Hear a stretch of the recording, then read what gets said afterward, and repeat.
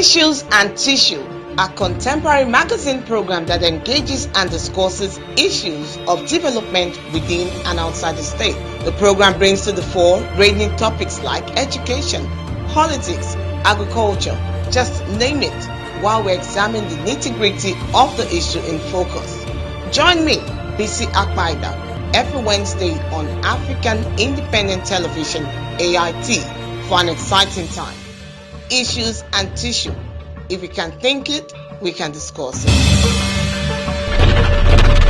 Thank you very much for staying tuned. This is African Independent Television, AIT, Benin City, and you're on to another edition of Issues and Tissue, a developmental program that addresses issues of politics, education, agriculture, just name it, all-round development in Edo State and beyond. And today we're having a very prolific woman. Some of you might be wondering, who can this be? Well, we'll let you know who she is right after the break. Don't go nowhere. We'll be right back. My name is BC Akbaida. Issues and Tissue, a contemporary magazine program that engages and discusses issues of development within and outside the state. The program brings to the fore ranging topics like education, politics, agriculture, just name it, while we examine the nitty-gritty of the issue in focus. Join me, BC Akbaida, every Wednesday on African Independent Television, AIT, for an exciting time. Issues and Tissue. If we can think it, we can discuss it. Alright, you're welcome back. This is Issues and Tissues on your number one station, African Independent Television. We told you a short while ago, before we went on that short break, that we have a very prolific woman right here in the studio with us. And of course, her name is Professor Mrs. IZE-IYAMU, and she's right here on set. You're welcome, madam. Thank you. Well, it's good to have you. I'm sure a lot of persons will want to know more about you. You are a professor of orthodontics. That's quite a mouthful. Though I know it's more of dentistry. Can you tell us a bit about yourself? Just something, more about your profile. Okay, my name is Professor IZE-IYAMU. I'm married to Pastor IZE-IYAMU, and I'm a wife, I'm a mother, I'm a teacher, I'm an orthodontist, and I'm a dentist. I'm a medical woman. I studied dentistry at the University of Lagos. I graduated in 1992, and I followed up with my residency training program in the University of Benin Teaching Hospital. And I'm an honorary consultant then, and I've been practicing ever since. Well, all of this while you're married? Yes. Yes. Someone would say that takes a man that allows a woman be herself to allow you to do all of those things. Because some people will say, don't get married until you finish school. I see that your case is quite different. How did you manage to juggle all of this together? Well, when you marry somebody who believes in you and believes in your capacity, then it's easy. Somebody who is an encourager, somebody who is a mentor. When I finished from medical school, I did my youth service, and we got married during NYSC. And then from then on, it had been one form of encouragement or the other. Say, look, you can't remain at the bottom of the ladder. You have to keep on going. You have to read. What do you want to do? What is your passion? And then he kept on encouraging me. I remember one incident. I was going for my Part 1 exam. We do our exams at Ibadan. So I was going to the University of Ibadan to do the exams. It was at UCH, University College Hospital. And he called one of his childhood friends and said, look, my wife is coming. I've never met them before. He said, she's coming to do the exam. Look after her. Take care of her. I went to Ibadan. Family met me, and that forged a very lifelong friendship between his friend's wife and myself, because we were reading for the exams together. And because my husband kept on calling them, make sure my wife is comfortable, she's coming for this exam, and my friend's wife was virtually reading with me as he was studying for the exam. So he's somebody who looks out for you, prepares the environment to be able to achieve what you want to do. You know, encouragement is a very key word in marriage, and I found out that he encourages women especially. He says, look, because you are a woman, it doesn't mean you cannot get to the top. Use your brain, think. Use your brain, think. And then once you do that, you can actually achieve what you want to do. And it's been encouragement. Of course, you don't need to say that. To be a professor, yes, and you know, that's like the height of it for you. I don't know if you still have more dreams, but for some other women, that's it. And well, you are a consultant orthodontist at the University of Benin, right? Teaching hospital. What are some of the challenges the medical profession, you know, the medical sector in Edo State is actually facing? That's a big question. Edo State has a lot of issues in the medical sector, a lot of issues. In terms of infrastructure,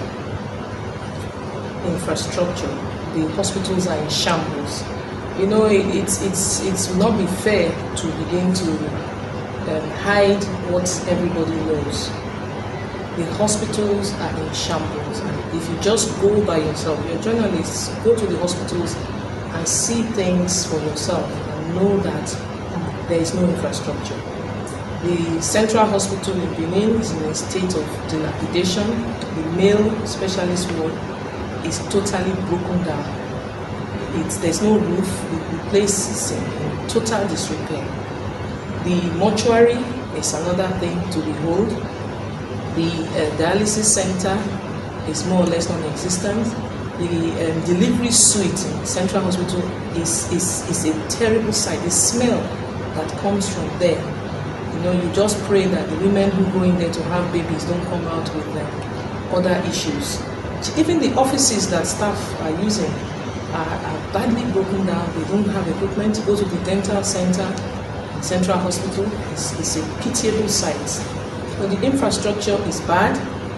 The manpower, they are discouraged. They are not enough. There's no plan to incorporate more people into the healthcare system. For example, nurses, School of Nursing has been closed down. School of Midwifery, Edo State does not exist. Once upon a time, we had the School of Health Technology that used to bring out. This School of Health Technology was situated along Dumain's Road. They used to bring out the other level and cadre of healthcare workers that are required. You know, it's train the trainer. A nurse graduates today, she gets employed, the senior nurses train her. So by the time the senior nurses are retiring, they've trained the younger nurses on the job. So when you don't have a school of nursing, you don't have a school of midwifery, you don't have anybody that is coming for, the old nurses that have been there are retiring, and there's no replacement. The doctors are leaving the state in droves. They will say, okay, it's a Nigerian problem, but let's look at Edo State. Edo State has less than 200 doctors on its payroll.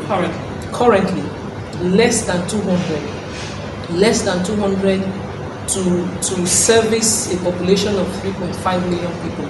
So if you do your statistics, that is one doctor for 17,500 people approximately. So when patients go to the hospital, we're talking of the whole of Edo State now, not one senatorial district.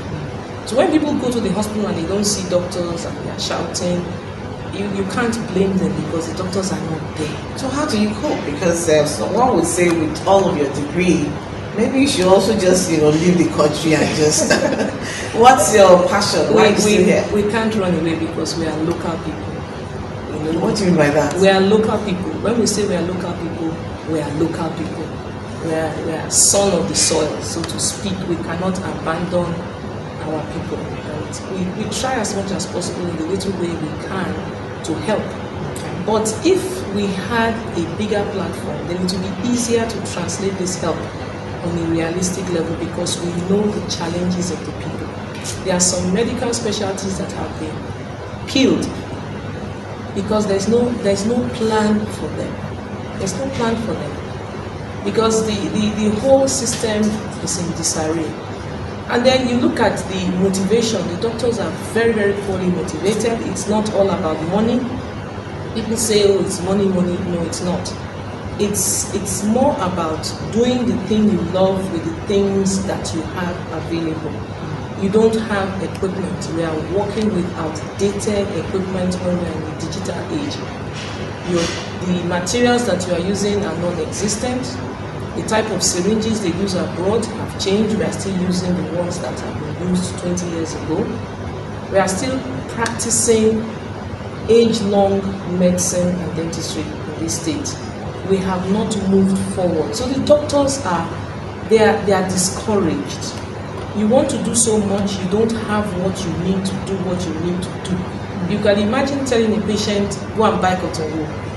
Cotton wool that even hairdressing salons have available for nails. A hospital that requires cotton wool, the patient has to go and purchase it. We don't have basic things. Go to general hospitals across the state. You will weep. We went to a primary healthcare center in Edo Central Senatorial District because we saw a video online where some people were crying in a place called Ile. And the place is a sight to behold. There's another one we went to at Ekuma, at a place called Ero. The toilets in that place is really bad. And these are primary healthcare centers where people should go to for little illnesses which they don't really need to transport themselves to the bigger hospitals. So if the hospital is broken down, the roof is not there, and then the patient that was on admission said when it rains we have to be bailing water. He's a patient on admission in a hospital in Edo State. She said, make una come help also. So you look at it and you expect a doctor to go there, and what is he going to do? He can't work because what he needs to work is not available. So the healthcare system is in shambles. Nothing has been done. And we're praying that, God willing, we, if given a chance, should be able to come out and do something, because we know the problems of the people. We live among them, we interact with them, we talk to them, we speak their language, and we understand their pains. We are not strangers in this land. We are local people, so to speak. Okay, we recently had an election, and Dr. Harrison Omoka was elected, and we also read your speech, and you seem to have quite a lot of confidence. Yes, in the man. What do you think he can do differently right now? Well, Dr. Harrison Omoka is a colleague. He's a friend, he's a capable hand, he has experience. I'm not holding brief for him. Thank God the election is over. If not, he will say I'm campaigning on his Yes, so you know why I asked that question? Yes. Because when COVID era now, and very soon post-COVID, yes. so we need people who actually understand as much as you do right now, you know, to take, you know, those who are on the front line, at least to the next level, and ensure that they are safe. So what do you think, you know, this particular person can do differently? Of course, with your support, definitely. Well, you see, with my support, because remember that NMA is not a personal property. Yeah, because you already supported him on No, on the pages. We will support our colleagues because you need to support them in their endeavors, and he had an agenda. He had a manifesto. Issues and Tissue, a contemporary magazine program that engages and discusses issues of development within and outside the state. The program brings to the fore ranging topics like education, politics, agriculture, just name it, while we examine the nitty-gritty of the issue in focus. Join me, BC Akmaida, every Wednesday on African Independent Television, AIT, for an exciting time. Issues and Tissue. If we can think it, we can discuss it. The two candidates that went for the election both had manifestos, which they sold to the medical populace. This is our manifesto because they are going to be the head of all doctors in Edo State. And we looked at their manifestos respectively, and it was issue-based. And we looked at what each candidate had to offer, and we cast our vote. Remember, my vote is just one. Yeah. So majority of Edo people, Edo doctors, cast their vote, and Dr. Harrison won. And he's a colleague, so we must congratulate him.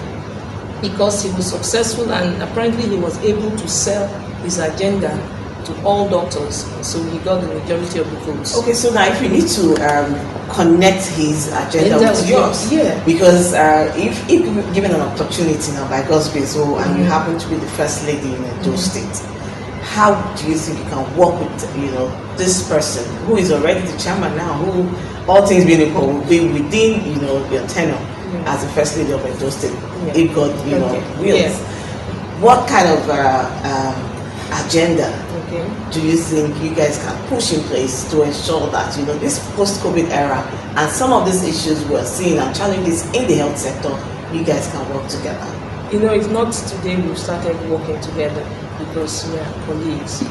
We've done a number of medical outreaches and we have reached out to the poorest of the poor as team members in medical outreaches, and we have a passion for the poor, those who cannot access healthcare.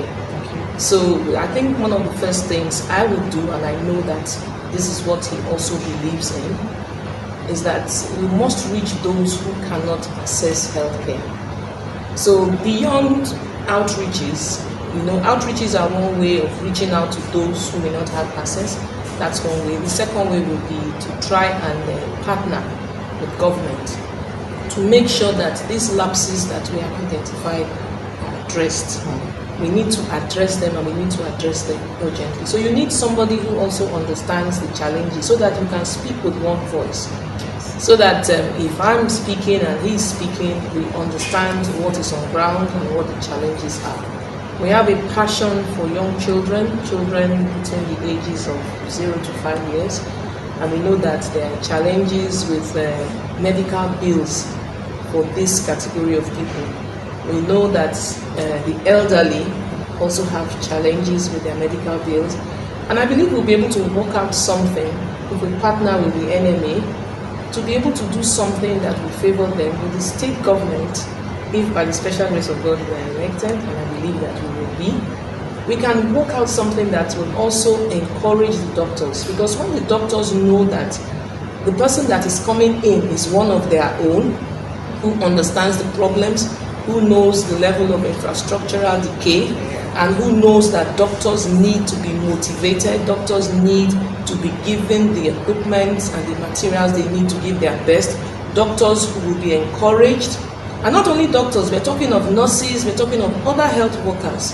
And then we will know that there's somebody who is speaking a language that they understand and who knows the problem. I'm sure that will take the Edo State healthcare system to a level that is, beyond, we can't even emphasize what it will be, because we're going to do a good job by the special grace of God. Okay, let's look at the simple agenda. I really don't want to go into that, but definitely, since it's your husband's big deal right now, because he is the gubernatorial candidate for the APC, running for the seat of the governor of Edo State. And September 19, we all will be, will be here to decide. Now, what can you tell us about this simple agenda that strikes you a lot? What makes you believe in this particular this document? Yes. Okay, this simple agenda is a manifesto of hope. We have a problem in Edo State. People have lost hope. When you've lost hope and it's like nobody is even showing you a direction, it becomes worrisome. So this simple agenda is like something that God gave to him and said, look, governance is easy and it is simple. And he quickly wrote it down. Because he's a pastor, he's a man of God, when God gives messages, you just take a little piece of paper and jot it down, and then God begins to speak. He said, governance is simple. I will show you how. And then he wrote it down. He said, it is simple. And he said, look, if you take this acronym, simple, and you break it down, you will see that governance will be very, very easy. And we talked about the S, which is the security and social welfare. And then when you're talking about security, that is a big issue in Edo State. It's a big, big issue. Hospitals have to have security men at their gates because criminals are now raiding hospitals. They don't even care that people are sick. Yes, people are being raped on hospital beds. People are being robbed on hospital beds. You cannot leave a sick person alone. In those days, the doors of hospitals are open 24/7. Now it has to be shut. You have to put a security man or a policeman there. So security is a big issue. And anybody who is talking about security is talking about getting an enabling environment, because it reduces your costs.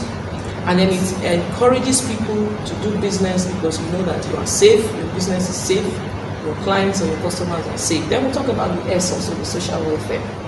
When we talk about social welfare, there's no social welfare in Edo State. Students in Uniben, Edo State indigents, they cannot pay school fees because they don't have. So many of them cannot graduate, they defer because school fees is an issue.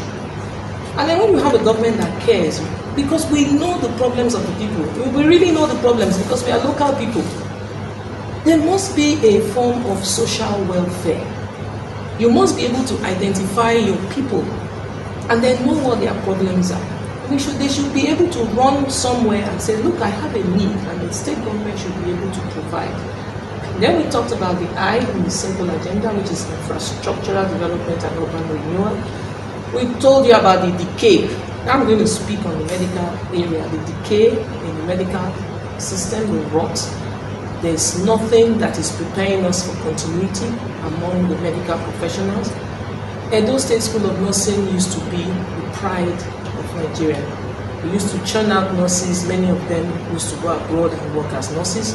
The building is dilapidated. The School of Midwifery, which is opposite along that limit road. The school is there, the gate is locked, the roof is almost falling off. And it has been locked for a long time. Nurses hostel in Central Hospital. If you go to the new Edo Specialist Hospital, that blue building, on the side you will see a dilapidated building. That used to be the dormitory for nurses. Nobody stays there. So those student nurses used to help at night, they used to help patients. Now in Edo State hospitals, you have to bring a relation to sleep with the patient at night because there's no manpower, there are no nurses there. So the infrastructure, that will be addressed if you give Pastor IZE-IYAMU a chance. Then the M is the manpower. We talked about manpower development and training your nurses, training your doctors, encouraging them to go for courses. Edo State doctors, I don't think any doctor has been sponsored for any training anywhere. They are not being trained. Many of them are leaving the system. Many of them are funding the training by themselves. Many of them are just leaving to other countries where they believe they will have a better deal. Then we have the P, which is the public-private partnership, where for any government to be able to do something tangible, we must partner with other organizations. Government must partner. And when you partner with other organizations, you attract investors. You attract people that will bring companies. You attract jobs. By the time you start bringing in businesses, no matter how small, people are going to be employed. More jobs will be seen. It will translate to taxes being paid. These people will be visible. You will see evidence of employment because if a company comes in, partners with the Edo State government, employs 30 people, and you have 300 companies, and each company is employing a minimum of 30 people, then you can do your mathematics and see how many people you would have employed at a go. So government cannot do it all, and it is good for partnership, especially for some types of projects. Then you have the L, which is the leadership by example. Because we are Christians and we know what it is to be leaders, you cannot say what you will not do. And whatever you will do will be transparent, you will be accountable to the people, you will show by what you are doing that you mean what you say. If you look at this house is an open house, and this is how it has always been, because Jesus Christ gave us an admonition that we should feed the poor. So it doesn't matter what you have, feed people, that is leadership. Show them what you want to do, how you are going to do it, and be accountable to them. Then the E in the simple agenda is empowerment. Now I'm an example of an empowered woman. I keep on telling people, I'm an example of an empowered woman. So the person who wants to lead us is leading by example to show me Professor Mrs. IZE-IYAMU, an empowered woman. So it's not just say, it is do. I've been empowered spiritually, I've been empowered psychologically, I've been empowered economically. So, when you are empowered, you are a confident person. I will be speaking with Professor Mrs. IZE-IYAMU. She's a professor of orthodontics, dentistry actually, and yes, a lecturer obviously. And the time has been quite educating and very insightful. We really appreciate you for coming once again. Yeah, the program has been Issues and Tissues on African Independent Television AIT, and next week is another edition. Stay tuned, same time, same station. My name is BC Akmaida. Have a lovely day. Issues and Tissue, a contemporary magazine program that engages and discusses issues of development within and outside the state. The program brings to the fore ranging topics like education, politics, agriculture, just name it, while we examine the nitty-gritty of the issue in focus. Join me, BC Akmaida, every Wednesday on African Independent Television AIT for an exciting time. Issues and Tissue. If we can think it, we can discuss it.